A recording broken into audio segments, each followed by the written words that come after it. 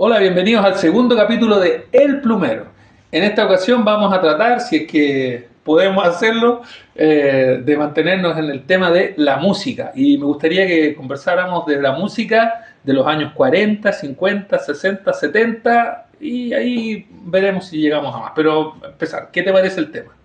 Me parece bien, pero sobre todo, pero el asunto de los 40 no me parece tan claro porque yo no, para serte franco, yo no había nacido todavía antes del año 47, Claro, entonces 47. difícil. Pero estaban los discos de la... Porque mi abuelo tenía discos en la casa, Bueno, ¿no? por supuesto, él tenía discos mucho más antiguos incluso, de esos discos 78, ¿no es cierto?, de acetato. Sobre todo tenía discos él de Carlos Gardel, él era fanático de Carlos Gardel. Ya, Y pero espérate, contémosle a la gente ahí en la casa que seguramente no los conoce. Yo alcancé a tomar uno de esos discos de la casa de los abuelos. Eran unos discos igual que los 33 un tercio, eran un poquito más grandes, pero eran más tenía, gordos. tenían dos medidas, igual que los 33 enteros, porque aunque la gente no crea, esos discos de vinilo que le dicen ahora, tienen un puro tamaño que es de 12 pulgadas, pero también existían discos de vinilo 33 un tercio de 10 pulgadas, que eran más chicos. Lo mismo pasaba con los discos 78. Había discos de 10 pulgadas y de 12 pulgadas, ¿no? Pero eran de Porque ese porte. 33 un tercio son la cantidad de vueltas que da, digamos. 33 un tercio son 33 un tercio revoluciones por minuto. Claro, después están los 45. 45 revoluciones por minuto, que eran los más chicos, y los 78 revoluciones por minuto, que empezaron en la época de las Victrolas, cuando se le daba cuerda al aparato para poder sonar, que no eran aparatos eléctricos, No. eran aparatos a cuerda, ¿ya? Y las agujas eran De unos hecho, clavos de este vuelo. hace poco volví a ver Rescatando al Soldado Ryan por vigésima vez y hay una escena cuando están esperando en la batalla final que lleguen los alemanes, se ponen a escuchar Edith Piaf. Ya. Y la tienen con una Victrola, porque efectivamente tenía esa forma como de flor y todo. Claro, claro, claro. Claro que sí. Bueno, en varias películas aparecen esas cosas también. ¿Tuviste el discurso del rey? Sí, claro, sí, sí, sí. Bueno, ahí aparece una escena en la cual el, el amigo del rey le graba una voz, la voz a él, ¿ya? Y se la graba en un aparato que grababa de esos discos 78. ¿Ya? Y ahí aparece también, y después el rey escucha esa grabación, ¿no es cierto? Y bueno, se produce toda una escena, ¿ya? Claro. Pero hay muchas películas en las cuales aparece esa, y en series de televisión también. Ya, pero los discos de 78 Revolución entonces son los primeros discos grandes. Los primeros discos grandes, claro. ¿Y tenían cuántas canciones por lado? Igual que igual que un long play. No, es una canción por lado. Una canción por lado. Una canción por lado, claro. Claro, eran 78. Claro, no, sino, imposible a 78 revoluciones por minuto tener más de una canción. O sea, eran como los de 45, pero eran de este punto. Claro, suponte tú, Gardel, por ejemplo, grabó más de 1000 discos de esa época. Bueno, si uno dice 1000 discos, qué gran cantidad, pero en realidad eran 2000 canciones nomás, no eran tantas canciones. 2000 no deja de ser poco. Claro, no deja de ser. No es poco, digamos. No es poco. Ya. Otra característica de esos discos, yo nunca lo vi, menos mal, es que se rompían. Sí, por supuesto. Y me consta porque yo rompí varios discos de eso. Mi padre tuvo la mala suerte de que yo empecé a manejar la Victrola mientras ellos estaban ocupados en el negocio, porque mi papá tenía un almacén y yo estaba solo adentro. Mi hermano, no sé dónde estaba, tenemos algo de diferencia de edad con él, pero él estaba en el colegio, estaba jugando con otra cosa. Y a mí me gustaba mucho desde niño todo lo que era música. Entonces pescaba, colocaba discos, le daba cuerda como podía. A veces no le daba mucha cuerda y después el disco empezó a sonar más despacio. Claro. Y colocaba la aguja, que entre paréntesis tenía una cápsula y abajo una aguja de este vuelo. Sí, era muy pesado. Que parecía un clavo. Claro. ¿Ya? Y se ponía el disco, ¿no es cierto? ¿Y qué pasaba? Que en ese momento yo colocaba un disco, sacaba el disco, lo colocaba al lado, lo colocaba en una silla, colocaba otro disco y después me sentaba arriba del disco y lo rompía. Arriba del disco lo rompí. Y rompí varios discos así, tal como estoy rompiendo el micrófono. Sí, así que tiene que haberse escuchado eso. Claro, sí, Se rompía. se rompían rápido. Ahora, los de vinilo, no, esos no se Los rompen. primeros dos, o sea, No, pero si, se pueden si se romper. caen, no se rompen. No, si se caen no se rompen, no hay problema. Pero claro, se pueden romper si tú... Si te les haces pero tienes que hacerle mucha fuerza, porque son... Claro. Ahora se deforman, ¿no? Se deforman, sí, se deforman. Los otros no sí. se deformaban. No. No eran duros. No, eran duros. Claro. Bueno, y esos discos siguieron de moda toda la década del 50, diría yo, a pesar de que ya había surgido el disco de vinilo en los años 50. Pero igual se siguieron vendiendo muchos discos 78 en esa época. Y aquí en Chile hubo fábricas de discos. Sí, por supuesto. Acá se imprimían los discos, se hacían las copias sí. y incluso se hacían originales. Sí, y aunque claro, por supuesto, pues todos los artistas chilenos grababan aquí en Chile. Y aunque tú no lo creas, ahora hay fábrica de discos de nuevo aquí en Chile, pero Sí. de vinilo. De vinilo estamos Claro, claro. fábrica de vinilo. Porque hubo una época en que se desaparecieron, en los años 80, con el auge del cassette, se empezaron poco a poco a Y después desaparecer las fábricas, y después vino el CD y ahí murieron completamente las fábricas de discos en Chile. Entonces los pocos discos de los años 80, por ejemplo, que se importaban. Se hacían en Argentina. Se hacían en Argentina. Sí, en Argentina ellos siempre han tenido una industria musical muy desarrollada. Pero por eso, lo curioso para mí en algún minuto fue enterarme de que en los 60, en los 70, había fábricas de discos acá. Sí, claro que sí, había fábrica de discos. En esa época yo no sé cómo llegaban, creo que las matrices de los discos llegaban en forma de cinta magnética. ¿Ya? Y esa matriz de cinta magnética era transformada a disco de vinilo. ¿Ya? Entonces, me acuerdo que hubo mucha discusión sobre una época en que los discos no llegaban exactamente a la misma velocidad original, sino que había algunos discos que por algún motivo se oían un poco más rápido. Nunca supe, digamos, la razón, pero se discutió eso, se discutió en la radio una vez, y decían, bueno, aquí la gente van a empezar a cambiar de sexo los cantantes porque claro. No, eso era una exageración, por supuesto, pero yo incluso tenía un disco de los Platters. Sí, me acuerdo muy bien de ese disco. Ese disco era un poco más rápido que los que se oyen normalmente en la radio.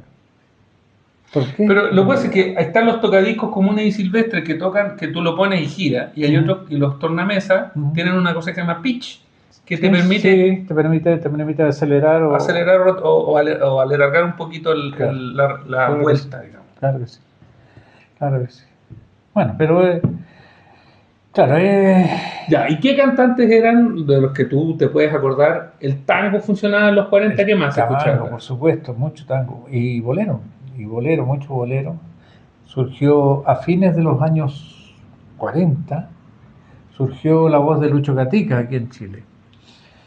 Él hizo una versión de la canción Bésame Mucho, que fue muy famosa a nivel latinoamericano, pero se consagró definitivamente a principios de los 50 con canciones como Las Muchachas de la Plaza España o Contigo en la Distancia, que lo grabó después Luis Miguel, sí. Y lo grabó, creo que, no sé, una cantante. En la película Días de Radio de Woody Allen, una de las protagonistas es muy romántica y le gustan mucho las canciones, incluso cantaba, yo cuando vi la película de niño no entendía, y ella cantaba Bésame, bésame mucho, en español. Ya, claro. Claro, yo como la película estaba doblada, yo veía que ella hablaba en español y que cantaba en español. Claro, por supuesto. Claro, pero si hubiera visto la película subtitulada, me hubiera dado cuenta que ella estaba cantando en español. Claro, sí, así de famoso fue el Bésame Mucho. Así de famoso fue, tiene una cantidad increíble de versiones. Orquestadas, cantadas, hay una versión de Ray Conniff, por decirte algo, hay una versión, no sé, incluso ahora último salió una versión de Andrea Bocelli, ¿ya? Que la cantó cuando vino aquí a Chile el Festival de Viña el año pasado, el 2025 o el 2024. Sí, el año pasado. Bueno, ahí la cantó Andrea Bocelli también. Y así.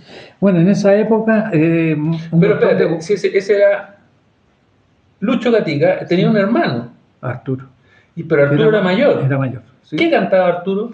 También cantaba boleros y cantaba música chilena, cantaba tonadas también. ¿No? O sea, había un aspecto de música que se consumía acá que era música nacional, digamos. Había mucha música chilena en los años 50, mucha música chilena. E incluso había programas dedicados especialmente a la música chilena. Había un programa que se llamaba Esta es la fiesta chilena, en la cual cantaban en vivo normalmente los hermanos Lagos y el dúo María Inés. ¿Quién se va a acordar en este momento? La gente que nos está viendo de Bueno, a eso. lo mejor hay alguien que se acuerde. Gente, Si tú te acuerdas de eso, escríbelo, ponlo en los comentarios. gente de mi edad se tiene que acordar. Los Hermanos Lagos fue un grupo chileno muy famoso en los años 50 y el dúo María Inés era otro grupo ahí. Ese era un programa que se transmitía todos los días. Y en esa época se tocaba mucha música chilena, me refiero a música de raíz folclórica en la radio. Y la gente iba a una especie de teatro y eso era transmitido por radio, ¿no? Bueno, las radios grandes tenían auditorio. Auditorio. Claro. La minería y la cooperativa fundamentalmente tenían auditorio. La cooperativa, por ejemplo, estaba en esa época en la calle Bandera. Bandera 236, noveno piso, todavía me acuerdo que era en los estudios de la radio cooperativa. 236, eso es cerca de Huérfano. Entre Agustinas y Huérfano. Claro. Bandera 230, al lado poniente. Bandera 236, noveno piso. Y en el subterráneo estaba el auditorium de la radio. Pero que a la vez hacía las veces de cine. Era el cine auditorium. Entonces daba películas hasta las 9 de la noche. Y de las 9 de la noche en adelante venía el show. Show en vivo. O sea, ¿y la gente que hacía los que estaban en el cine tenían que salir? No necesariamente. Personalmente, más de una vez me quedé. Me quedé ahí, terminé de ver la película, ¿no? Fui al baño y volví. Y bueno, ahí se cambiaba el público, normalmente se llenaba de nuevo. Y me acuerdo, esto fue en los años 60, eso sí, cuando ya estaba todo más consolidado. Adolescente, yo andaba solo. Entonces, y me acuerdo que ahí, digamos, se presentaba, por ejemplo, Radio Tanda, en esa época, que era muy curioso porque leían los libretos ahí delante del público, pero igual actuaban un poco, se reían, qué sé yo. Claro. Estaba con Sergio Silva, con la Ana González, la Desideria, y con Ricardo Montenegro, que era el papá de Maiten Montenegro. Él era el que hacía los libretos. Su personaje se llamaba Don Casiano. Bueno, actuaba él, actuaban, y había números musicales, iban los Guasos Quincheros en esa época, los Hermanos Arriagada, que eran un grupo... Pero iban los quincheros, tocaban una canción y se iban. Cantaban 2 o 3 canciones y se iban. Claro, y después venía otro. Venía otro, claro. Y tenían una orquesta en vivo ahí que acompañaban, ¿no? Yeah. La orquesta de Saúl San Martín, todavía me acuerdo que era en la época en que yo fui, antes seguramente puede haber habido otro director, no sé. Yo no veía cuando se metían, digamos, antes de que empezaran el show estaban ensayando, entonces el director les decía, mira, sube un poco ahí, porque el que tenía el mejor oído, ¿no es cierto? Está bien, está todo afinado, ya, listo. Después entraba el locutor que presentaba el asunto, empezaba con la música. Y empezábamos... Y todos de corbata. De corbata, por supuesto. Si en esa época no era... Hasta yo andaba de corbata, pues, claro. ¿Tú ibas al cine de corbata? Iba al cine de corbata, claro. Y cuando empezamos a estudiar en la escuela de ingeniería, todos íbamos de corbata el primer año. Bueno, después vino todo el boom de los años 60 en que vinieron los hippies y todo, venía después ya todo el mundo iba como se le ocurría. Hasta pata pelada. Pero al principio, el primer año, de corbata, y las mujeres con taco alto, vestido de taco alto. Qué ridículo. Pero bueno, así era. ¿No? Pues sí, hay imágenes del estadio del Mundial del 62 y la gente en el estadio iba de corbata. Claro, y con sombrero. Y con sombrero. Entonces... Claro, sí. Sí, claro que sí. No, pero bueno, ahí nos fuimos un poco del tema, pero en realidad... no, pero estamos hablando de la música. Claro, la música en esa época, bueno, aparte de la música chilena que se tocaba mucho, los boleros, ¿no es cierto?, el tango, llegó, había mucha gente también que le gustaba la música norteamericana, antes del rock and roll, antes del rock. Música de la Big Band, por ejemplo. Ah, ya. Glenn Miller, qué sé yo, Jimmy Dorsey, Tommy Dorsey, qué sé yo. Había mucho. Bueno, los Platters son anteriores al rock and roll. Los Platters surgieron en el año 55, digamos, cuando estaba empezando el rock and roll. ¿Ya? Pero con la diferencia que ellos en realidad nunca fueron rockeros. O sea, No, pues nada, no, es otra onda. Pero ellos acompañaban, digamos, hay una película que se hizo con Bill Haley, sus cometas, el año, si no me equivoco, fue el año 57, en la cual aparecen también los Platters. Aparecían y cantaban 3 canciones, todavía me acuerdo. Cantaban Only You, The Great Pretender y My Prayer. Ya, esas 3 canciones. En una película que era bastante mala, pero que, claro, mirándola con perspectiva era bastante mala la película, pero claro, si uno iba a ver a Bill Haley ahí. Claro, y con una trama mínima como para sostenerlo. Claro, una trama muy mala, que en el fondo no. Era como las películas de los Beatles, porque la única trama era ellos arrancando de los fans. La primera, claro, la primera por lo menos. La segunda algo más de trama tuvo con Ringo, que le robaban, no me acuerdo qué cosa, pero bueno, ese es otro cuento. Pero claro, pero como te decía, había gente que le gustaba mucho el tema de música en inglés. Bueno, vino toda la época de Frank Sinatra, de Dean Martin, ¿ya? Gente que... Bueno, Frank Sinatra es de los Frank Sinatra 40 y tantos. Claro, Frank Sinatra empezó a los 40 y tantos. Primero empezó como cantante crooner de la orquesta de Harry James, si no me equivoco. Y después se largó como solista. Y ya en los años, a fines de los 40, principios de los 50, era ya, ídolo total. Ya estaba actuando en películas. Claro, eso es lo que te iba a decir, salían varias películas. Claro que sí.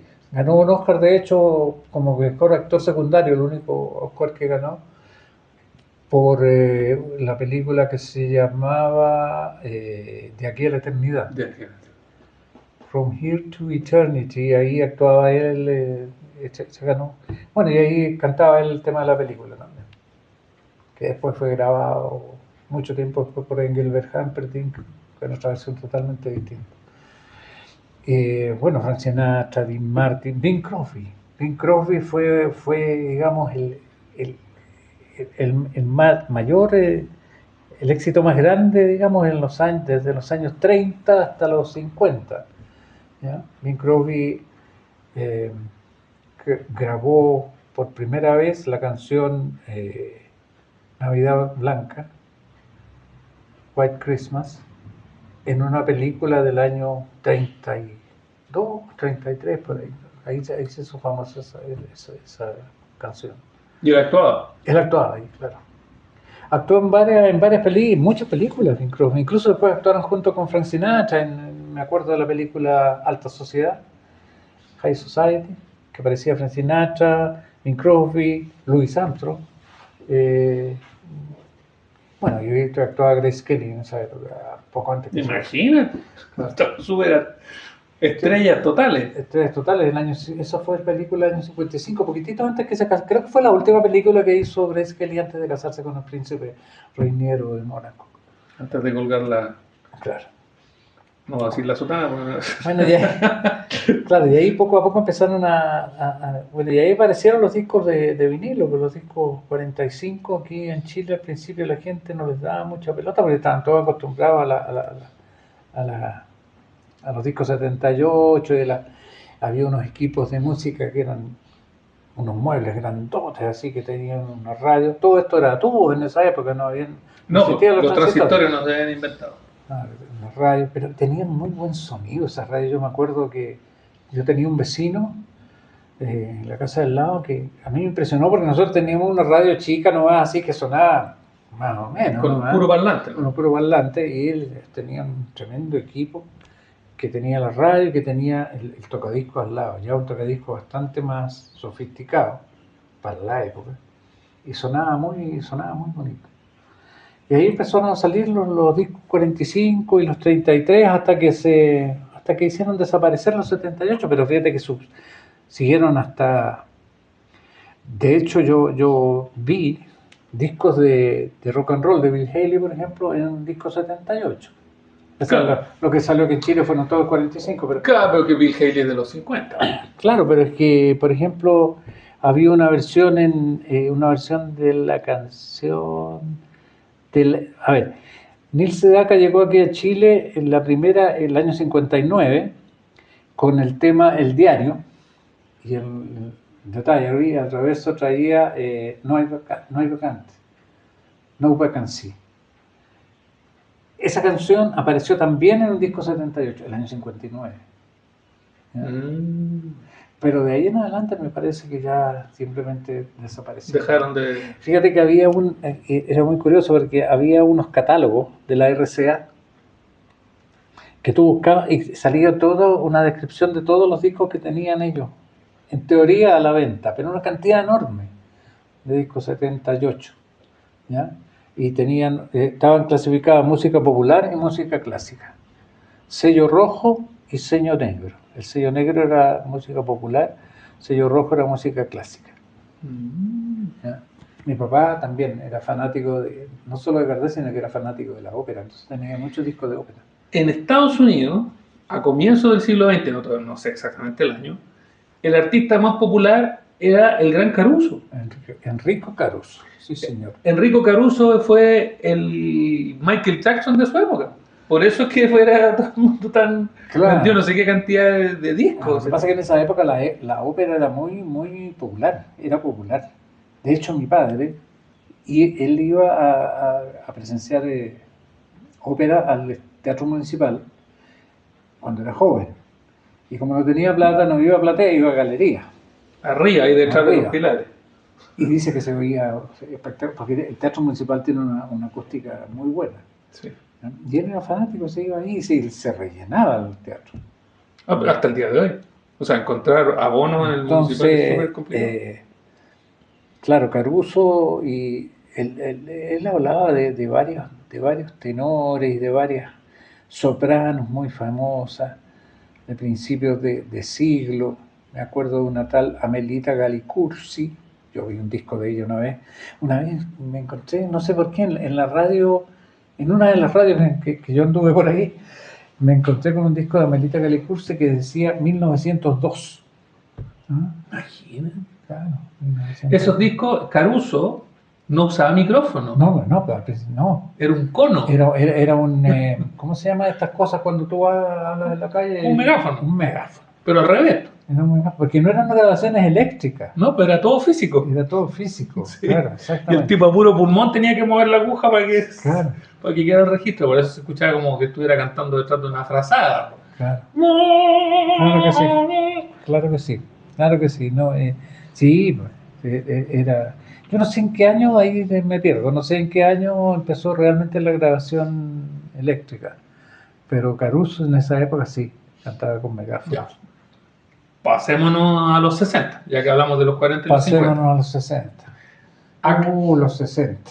Esa era la gran época que yo recuerdo, pero con especial cariño y con especial nostalgia. Porque el mundo cambió, apareció Elvis Presley en el 55, la película Gigante, y aparece toda la rebeldía de la juventud, y aparecen en Chile los coléricos. ¿Cómo es la cosa?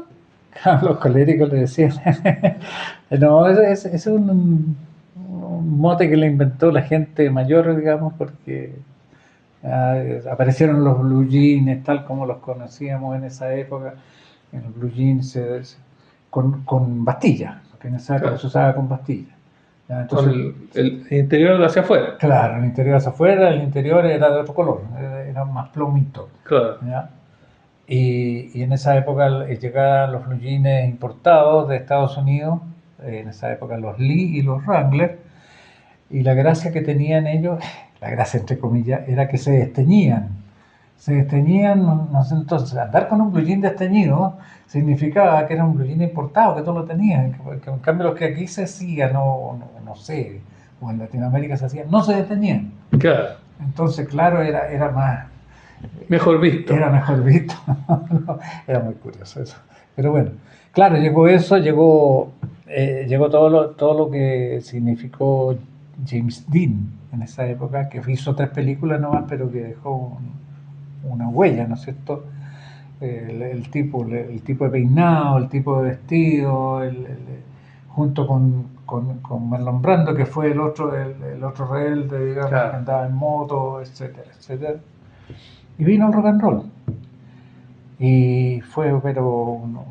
Una revolución. Una revolución. Fue una tremenda revolución, tanto así que además de esa realidad, digamos, en los medios de comunicación, en la música, en el cine y en la televisión, que ya en Estados Unidos Claro. está, todavía no llegaba el 59, son las primeras transmisiones en Valparaíso y Santiago también, con meses de diferencia entre la UCB y la Católica, pero y que se popularizó el 62, pero la televisión también parte con esa, aunque acá en Chile era muy universitaria, muy de corbata todavía, pero ya empiezan a aparecer estas imágenes del joven que no está de acuerdo con la sociedad y que se rebela en contra de la sociedad, y el 58, 59, ¿cuándo fue la gran revolución en París?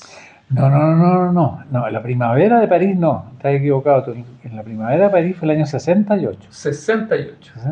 Que fue, digamos, y por imitación aquí nosotros nos tomamos la casa central de la Universidad de Chile.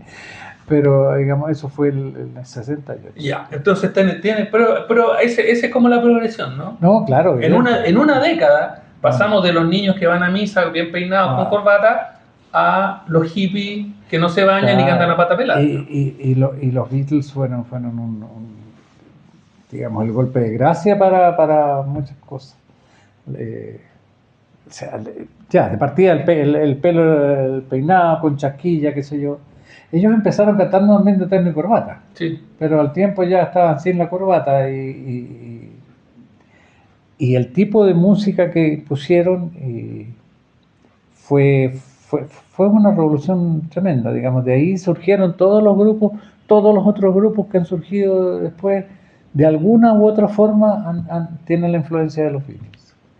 Bueno, eran tan famosos que ya no podían grabar en ningún otro lado, se encerraban en un estudio y hacían todos sus experimentos musicales ahí Claro. En el estudio. De hecho, ellos hacen música a partir de sintetizadores y cosas que en ese minuto no era tan popular, digamos. Claro.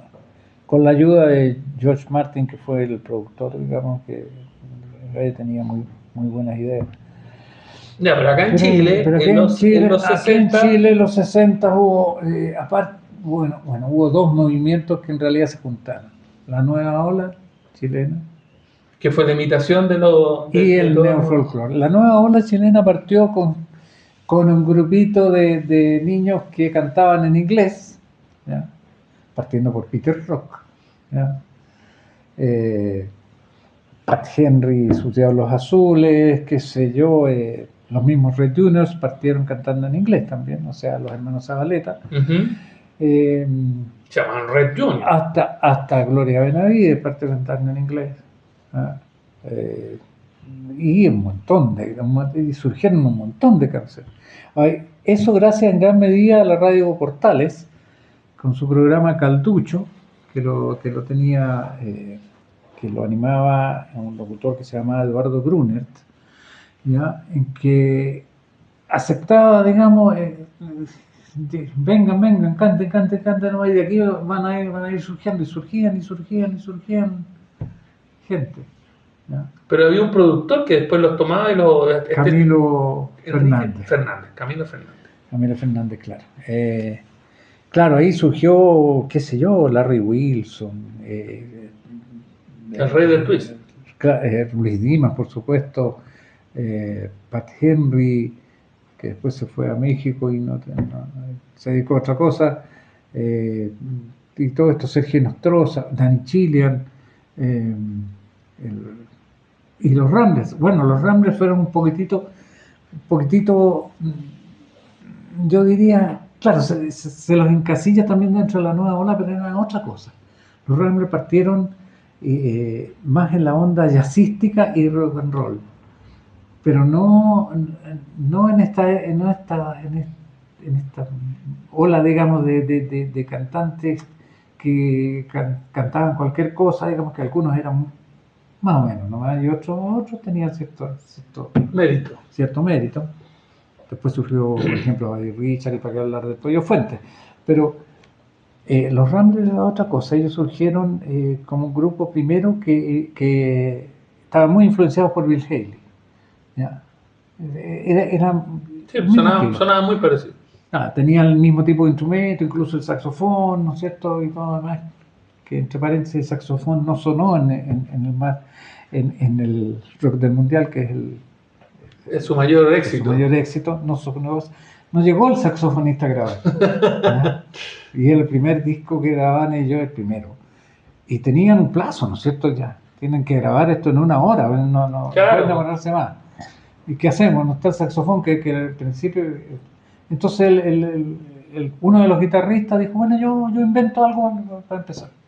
Y surgió el y así empezó. Imagínate, una improvisación. Una improvisación, y de ahí salió el rock and roll.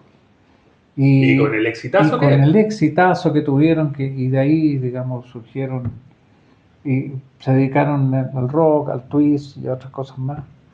Pero eso es en la nueva ola. Y paralelo a eso surgió el neofolclore. Pero el neofolclore venía, a diferencia de estos chicos que tenían ganas de ser famosos y triunfar, venía un grupo de personas que venía con una ideología política, ¿no? Porque el neofolclore viene con algo, ¿o no? No necesariamente, no. El neofolclore, a ver, la primera grabación de neofolclore que podemos considerarla así, la hicieron los Cuatro Cuartos a fines del año 63. Y es una canción argentina. Una canción de folclore argentino. La extrajeron justamente de un grupo, ¿cómo se llamaba? Un grupo argentino. Juan Payé se llamaba la canción. Juan Payé. Sí, me dicen Juan Payé y también Canení. Yo soy de Taragüí para serviros. ¿Y qué era una samba? ¿Qué era? No, era un rasguido doble, así se llamaba el tema. Tenía ese ritmo, tan, rasguido doble se llamaba. Yeah. Pero bueno, era una canción argentina, pero fue tan novedosa la forma de cantar que rompió todos los esquemas, porque hasta ese momento era típico los grupos como los Guasos Quincheros, ¿no es cierto? 4 personas y una armonía que ya fuera 2 o 3 o 4 voces, pero siempre con una voz alta y otras 3 cosas que seguían hacia abajo. O sea, la voz principal era la voz más alta. No, la voz principal era la primera voz, y después había una tercera voz alta, una segunda y una tercera baja. ¿Ya? Y ese era el arreglo común que tenían por lo menos los Guasos Quincheros, y que lo copiaban muchos otros grupos, y ahí veían otros que cantaban solo a 2 voces, pero bueno, llegó esta forma de cantar y cambió completamente, porque ahí empezó, digamos, la primera voz arriba, esa era la más alta. Aquí en esa época, cuando empezó los Cuatro Cuartos, esa voz era la de Pedro Mezzone. ¿Ya? Y de ahí venían los 4 cuartos, que en realidad eran 5. Porque cuando empezó la grabación, digamos, la primera grabación que hicieron ellos, lo hicieron 4. Pero de ahí Luis Enrique Urquide, que era el Chino Urquide, que era el jefe de su grupo, dijo, no, me hace falta una quinta voz, que tiene que ser más baja. Más baja. Claro. Y ahí surgió ese tipo de armonía que lo copiaron, pero todos los grupos después, los de Las Condes, qué sé yo, los Alfiles Negros, un montón de grupos después que surgieron. Y bueno, la armonía le gustó. Pero espérate, ¿por qué dices tú que esa es la primera? ¿Por qué? ¿Por qué es neofolclore? ¿Cuál es lo de...? Porque tú me dices que antes de eso había folclore, sí, no es que se hubiera perdido. No, pero por supuesto, había muchos cantantes folclóricos, y y era muy popular el folclore en los años 50, tal como te dije yo.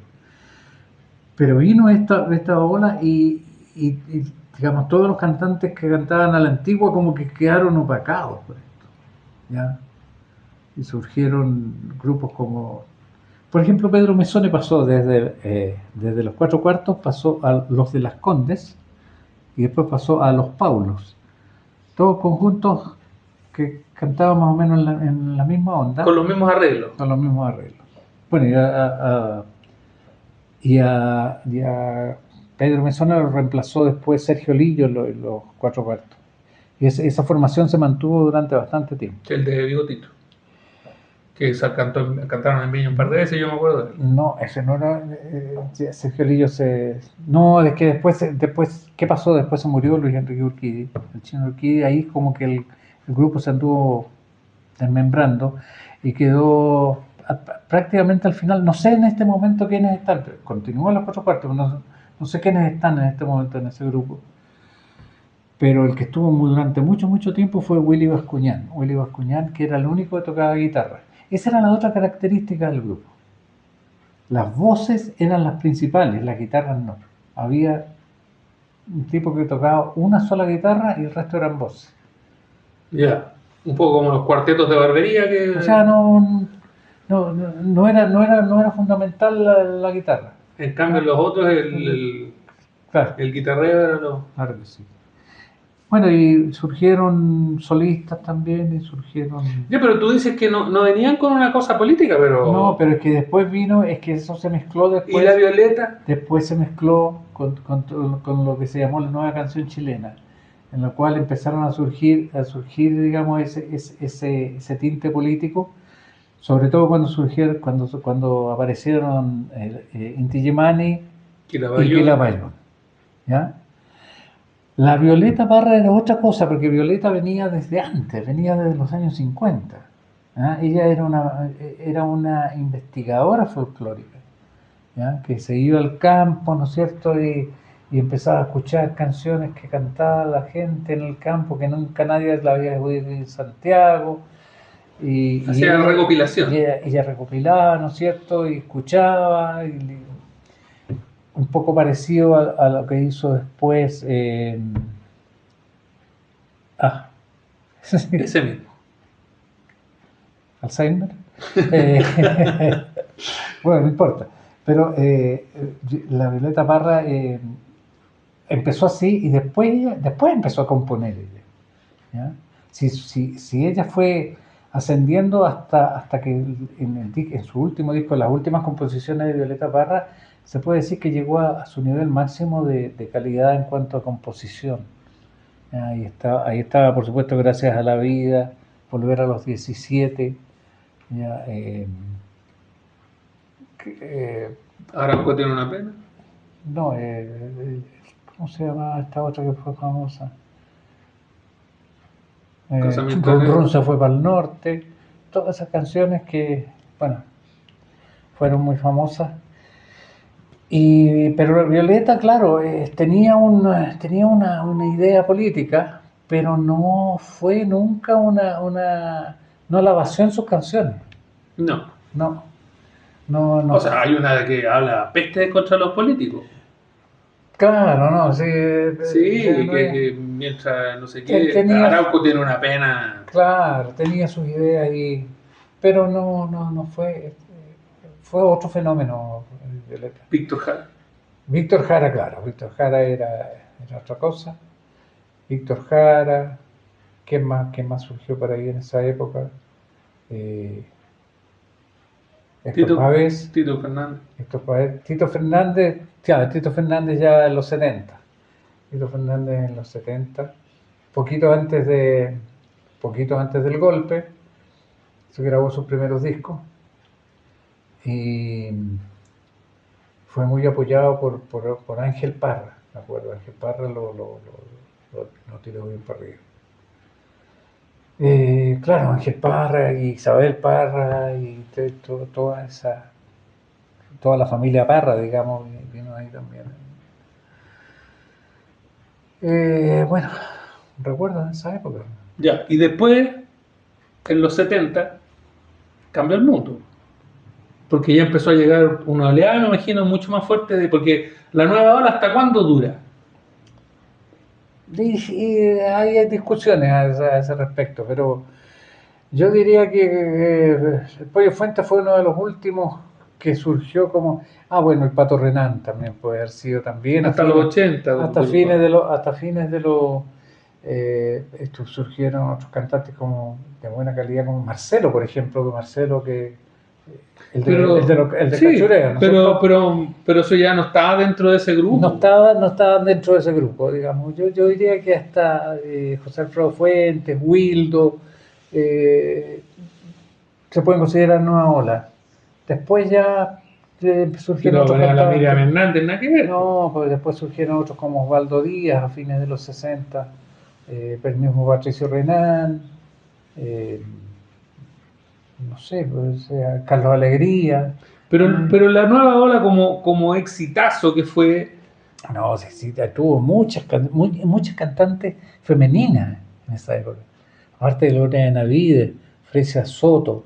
Miriam y Sonia. Sonia y Miriam. No, Sonia y Miriam no. Sonia y Miriam no. Sonia y Miriam es antigua. Sonia y Miriam son boleristas. Sonia y Miriam era vista. Sonia y Miriam eran boleristas de los años 50 y después se separaron y surgió Sonia la Única, digamos, que fue muy famosa en México. Sonia la Única grabó mucho en México. ¿Ya? En general los cantantes chilenos que se iban a México les iba re bien. Aparte de Lucho Gatica, Antonio Prieto. Antonio Prieto que se hizo muy famoso en México, competía con Lucho Gatica. Canciones como El Reloj, por ejemplo. Y después volvió a Chile y tuvo un exitazo muy grande que se llamaba La Novia. Ah, sí, pues, La Novia. La Novia, que fue un exitazo, que fue tanto éxito que hicieron una película con ese tema. La película era muy mala, pero hicieron... pero terminaba con blanca y radiante. Claro. No, y Antonio Prieto siguió cantando bastante bien y tuvo bastantes éxitos en los 60, incluso en los 70. Me acuerdo que de esa Chuquicamata, por ejemplo. Todos lo mismo que brindaremos por Chuquicamata. O Martín tenía un violín. Ah, esa la conozco. Martín tenía un violín. Muchas canciones que... bueno, pero después, claro, no se diluyó todo eso, digamos, y ya en los 80 no se puede hablar de olas ni de nada, eran cantantes nomás que surgían. Bueno, después tendremos que empezar a hablar del rock latino y ese va a ser tema de otro, no sé si del próximo, pero de otro programa. Si les gustó este programa, denle like, síganos, active la campanita si lo está viendo en YouTube y espere nuestro próximo capítulo. Muchas gracias. Chao, nos vemos.